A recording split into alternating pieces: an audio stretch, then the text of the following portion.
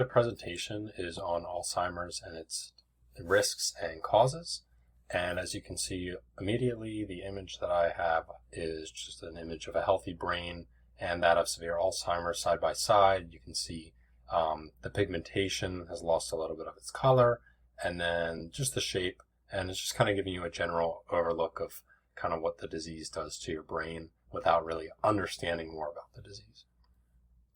So the purpose of my presentation is to help understand what the disease is and also understand and know the specific lifestyle factors that can increase one's likelihood of the development and how we can kind of move in certain ways during our life to not develop the disease. So in my images, you can see a healthy brain and just the process to severe Alzheimer's disease.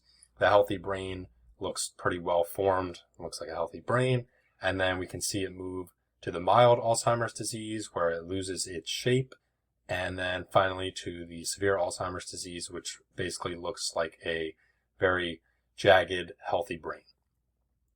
So my name is Matthew Engel. I've been personally affected by Alzheimer's disease. Only 4 years ago, my grandma passed away with a long, long battle with it, and I have no recollection of my grandma without Alzheimer's disease. She had it for about 15 years, and obviously I'm 20, so when I was 5, I don't remember much, and I don't really remember a lot with her because that's when she first started developing and showing signs of Alzheimer's, and then the last about 10 years of her life, she spent in a nursing home, and, we visited a couple times a year, but obviously her health just declined as years went on, and, she kind of ran out of money to pay for nursing homes. So some quick facts about Alzheimer's is 7 million Americans are living with Alzheimer's, and that is updated yearly by the Alzheimer's Association, which is a fantastic website that everybody should definitely check out if you want to learn even more about Alzheimer's, some things that I might not include.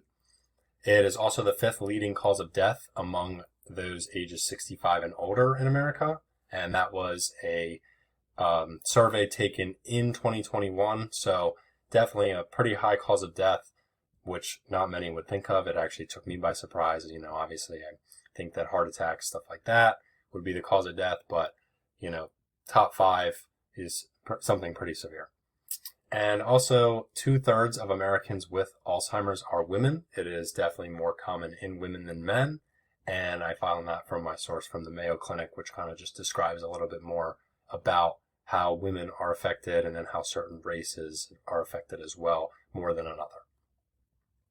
So, as I mentioned before, I've had numerous experiences with my grandmother who experienced Alzheimer's for over 15 years.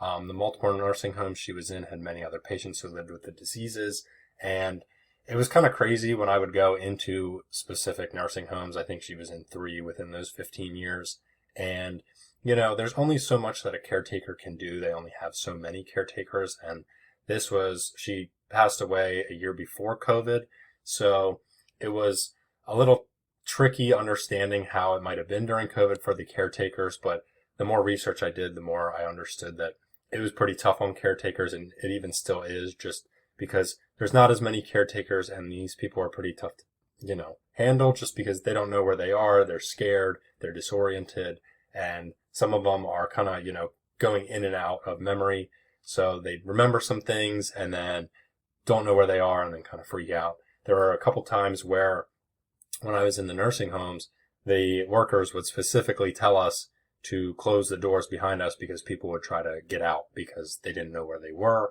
so they would just kind of wander around. I had many people come up to me, call me, names of their children or, people related to them or their friends, and I'd never known these people in my life. And as you can see, by 10 years old, she had no recollection who I was. During the last year, she had been confusing her own children until she forgot who they were. She kind of knew me, I guess, the first couple of years from what my parents have told me, but then when I was 10 years old, so 10 years ago, she had no idea who I was, and then I was the last person before she sadly passed away, me and my dad, to see her. She didn't remember who my dad was. A couple of years prior, she would get him mixed up with his brothers, but by the end, she had no idea who any of us were.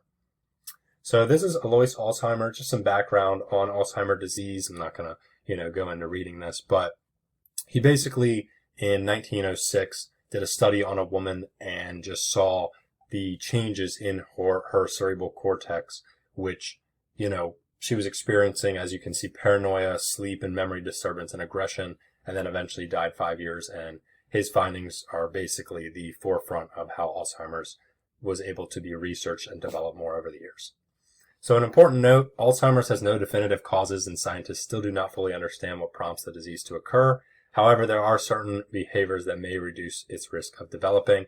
There is no given cure, which sucks. I know researchers are, always trying to find one, but at the moment there is no given cure. Once you get it, and there's no getting rid of it. So my index, what I'll be going over briefly is the factors that can potentially lead to development, symptoms, and ways to mitigate the risk of developing the disease. So factors that can prompt Alzheimer's to develop, age and genetics, as mentioned before.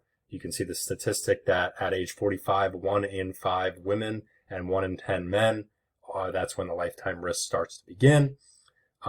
Brain aging. So as you age, the brain undergoes changes in neurons and other brain cells that contributes to the shrinking of the brain or inflammation, and then blood vessel damage, which can lead to Alzheimer's. And then other factors like smoking and drinking. Smoking causes oxidative stress, which causes an imbalance between the toxic molecules and antioxidants in the brain, and that can also lead to Alzheimer's. Drinking accelerates the shrinking of the brain, as just previously mentioned, which can cause Alzheimer's. And as you can see, there's no definitive causes, but there are symptoms that become so detrimental that can lead to death that I will be touching on right now. So symptoms include memory loss, confusion, mood swings, social withdrawal, and vision problems, as well as misplacing items. These are the most common ones, but there's a lot more. And the symptoms can really just make your health decline because you don't know when you have to use the bathroom, you don't know when you have to bathe, you don't know where things are, you forget to eat, you forget to drink. And lastly, mitigating the risk of developing the disease. Exercising and a healthy diet is a great way to help mitigate it. Like I said, there's no cure, but these are ways that have been proven by researchers to potentially mitigate the risk of having it. Exercise can improve communication between the nerve cells and increase the volume of mitochondria in the brain, which optimizes brain health. And eating well also protects against oxidative stress, as mentioned before, and inflammation. Lastly, staying engaged socially and mentally. Being social builds cognitive resilience, and that also helps against Alzheimer's, and it additionally reduces stress and inflammation. So that was a lot to cover. I wish I could cover it a little bit longer, but Alzheimer's is no joke.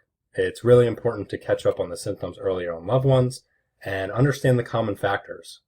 It's key to tell your parents or anybody older that you know how they can maybe change some lifestyle factors like drinking or smoking that can reduce their risk, because it really sucks when somebody has Alzheimer's.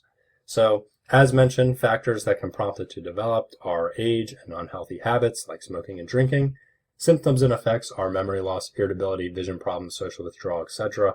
Went over a couple more. And mitigating the risk is exercising. That's one of the key things. A healthy diet, and definitely social engagement. And these are my references. So I really enjoyed doing this information and hope you guys enjoyed it as well. And I would definitely check out the Alzheimer's Association, the top reference. It was a fantastic source and gave me a lot of information. Thank you.